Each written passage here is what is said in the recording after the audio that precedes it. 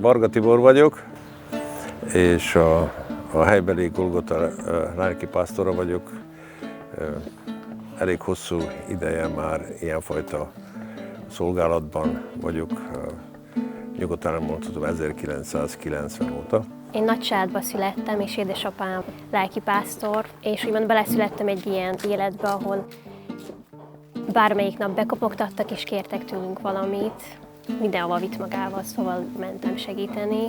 Mindig is láttam ezt, hogy a szüleim segítenek az embereken. Nekem ez normális volt.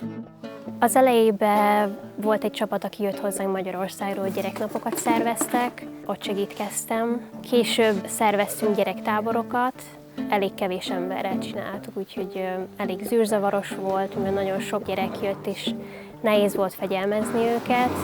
Sokszor hívtunk vendégtanítókat, nagyon mozgalmas táborok voltak. A táboroknak a működtetése mindig a szívünk ügye volt. Az udvar eléggé kicsi volt, de tartottunk napközi táborokat. A szomszédok lázadtak, amikor több mint 50 gyerek kiabált, meg újongott, szóval nem volt éppen kellemes az, de hál' Istennek, hogy most itt egy olyan környezetben vagyunk, ahol ezt jobban meg tudjuk valósítani. Úgyhogy szervezünk ilyen napi gyermektábort is, meg bentlakót is. 2020 óta szervezünk minden évben ifi táborokat, úgyhogy nagyon családias szokott lenni a hangulat.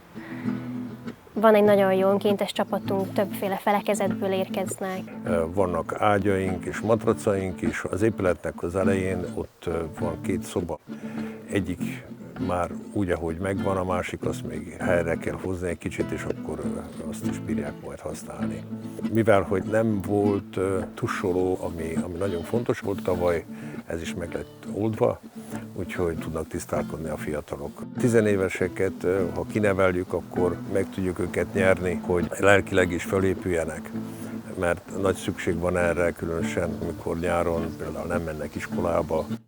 Örömmel jönnek ide el azért, mert bírnak ugrálni, itt van a trambolin, bírnak szaladgálni, és hál' Istennek van itt egy kis kertünk is, elősegíti az ő mindennapi életüknek a szokásait más irányba terelni. Sokan a gyerekek közül itt tanulják meg, hogyan kell használni a mosdót, mert tudok sok olyan családot itt a faluban, akiknek egyáltalán nincs, tehát WC sincs, még kinti WC-jük sincs.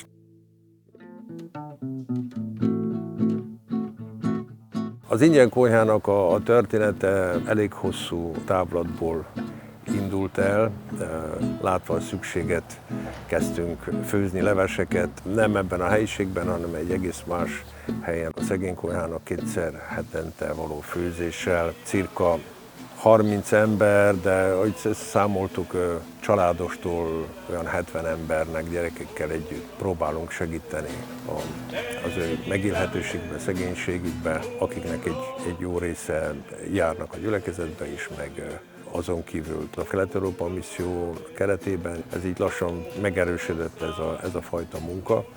Viszont amikor ide költöztünk, most is egy közönséges konyhában főzünk, ami még mindig nem az, amit mi elképzeltünk, de viszont mivel hogy szükség van, akkor ezért ezt egy ilyen szinten végezzük. Viszont nemrég kaptunk egy nagy adományt Svájcból, aminek az alkotó elemei egy része itt van kint még mindig az udvaron, vár a takarításra és aztán majd beszerelésére is erre szükség van. Egy jó koncepcióra, önkéntesekre is, akik ezt el tudják végezni, hogy az működőképes legyen.